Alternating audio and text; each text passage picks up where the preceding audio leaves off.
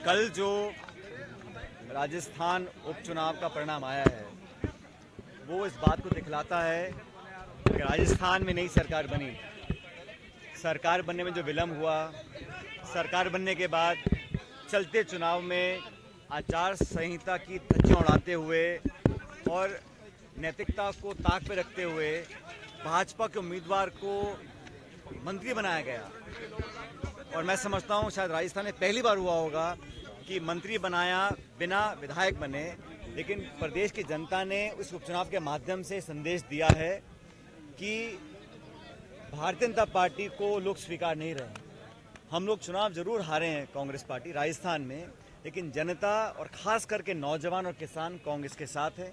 ये आने वाले लोकसभा चुनाव का भी एक प्रतीक है कि जिस प्रकार पूरी सरकार ने ताकत लगाई, सारे मंत्री मुख्यमंत्री वहां पर गए, उपचुनाव में प्रचार किया, भाजपा के उम्मीदवार को मंत्री बना दिया, बावजूद उसके एक अच्छे बड़े मार्जिन से रूबी कुन्नर जी चुनाव जीते। ये जीत कांग्रेस की जीत है, ये जीत क्षेत्र की जनता की जीत है कर्णपुर की, और ये जीत उन किसानों की है जिन्होंने आंदोलन किया, उन नौजवानों की है जो आज चिंतित हैं भविष्य को लेकर। और ये संदेश जयपुर और दिल्ली दोनों के लिए है कि आप जनता के साथ विश्वासघात नहीं कर सकते, जनता को प्रभावित नहीं कर सकते, आप निर्वाचन आयोग और तमाम नैतिकताओं को ताक पे रखकर अपनी राजनीति नहीं कर सकते।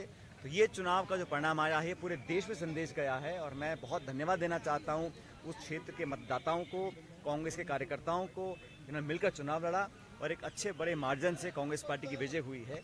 और ये मुझे लगता है कि कहीं ना कहीं भाजपा सरकार को अपने गिरबान में झांक कर देखने का भी मौका है कि सरकार बनने के तुरंत बाद इतना करारा झटका जो मिला है ये कोई सामान्य बात नहीं है, और इसका एक सकारात्मक प्रभाव पड़ेगा आने वाले लोकसभा चुनाव के अंदर भी। पायलट साहब, आप राजस्थान के साथ साथ छत्तीसगढ़ के प्रभारी बनाए गए हैं, राष्ट्रीय महासचिव बनाए गए हैं। क्या फोकस आपका राजस्थान से हट जाएगा राष्ट्रीय? देखिए, 14 तारीख को राहुल गांधी जी की भारत जोड़ो न्याय यात्रा चालू हो रही है और ये 14 स्टेट्स में से गुजरेगी। और मणिपुर में शुरुआत क्यों हो रही है? क्योंकि मणिपुर में न्याय नहीं मिला।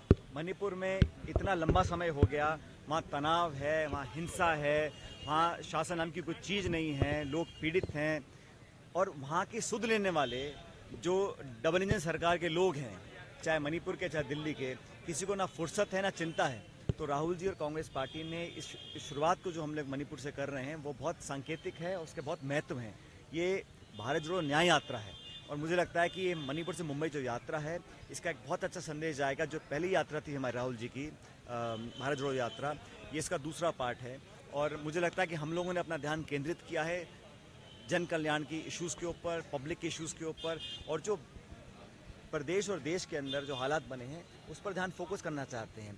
भारतीय जनता पार्टी चाहती है कि जज्बाती मुद्दों को आगे रखकर राजनीति करें, लेकिन हम लोग, राहुल जी, हम सब मिलकर कोशिश करेंगे कि जनता का दिमाग और ध्यान वापस उन मुद्दों पर लेकर आएँ। किसान के मुद्दे, बेरोजगारी के मुद्दे, लगातार मणिपुर में जो हिंसा हो रही है उस पर नाकाम और बेकाबू तरीके से वहाँ पे माहौल बनता चला जा रहा है, इन सब इशू को लेकर आगे बढ़ेंगे।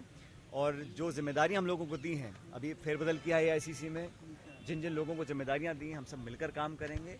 और विधानसभा चुनाव में भी आप देखिए जो वोट प्रतिशत है, चाहे वो छत्तीसगढ़ है चाहे वो राजस्थान है, हमारा वोट कम नहीं हुआ है। हाँ, हम सरकार नहीं बना पाए, उसका दुख हमको है, और राजस्थान में हर बार हम लोग सरकार बनाते हैं लेकिन दोबारा रिपीट नहीं कर पाते।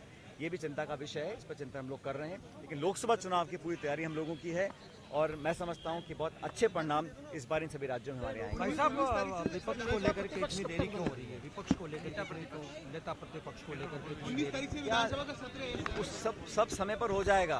आप लोगों को सवाल पूछना चाहिए कि प्रदेश में मुख्यमंत्री बनाने को लेकर, मंत्री बनाने को लेकर, विभाग बांटने को लेकर अप्रत्याशित देरी हुई। असली देरी तो वो है, हम तो विपक्ष में आ ही गए, हम तो अपना काम कर लेंगे, विधानसभा चालू होगी, हमारे सब निर्णय हो जाएंगे और सब मिल बैठ के कर रहे हैं। लेकिन सरकार में जो काम अब तक हुआ है, हालांकि अभी सरकार नई बनी है, और पहला काम इन्होंने किया, नौकरियां कम करने का काम किया, योजनाओं के नाम बदलने का काम किया। तो मुझे उम्मीद ये थी कि सरकार बनने के बाद एक सकारात्मक शुरुआत होगी, और हम भी चाहते सरकार को समय दें, अपना काम कर दिखाएं। लेकिन अगर शुरुआत ही ऐसी हो रही है कि नौजवानों के साथ विश्वासघात हो रहा है, उसका सीधा परिणाम आप लोगों ने इस उपचुनाव में देख लिया। इसलिए इसलिए मैं आश्वस्त हूँ, कांग्रेस पार्टी का संगठन मजबूती से काम करेगा। जिस राज्य की मुझे जिम्मेदारी दी है वहाँ पर हम लोग सघन दौरे करेंगे, सब लोगों को साथ लेकर चलेंगे और कांग्रेस पार्टी के लिए अच्छे परिणाम आने आपने जहाँ जहाँ दौरे किए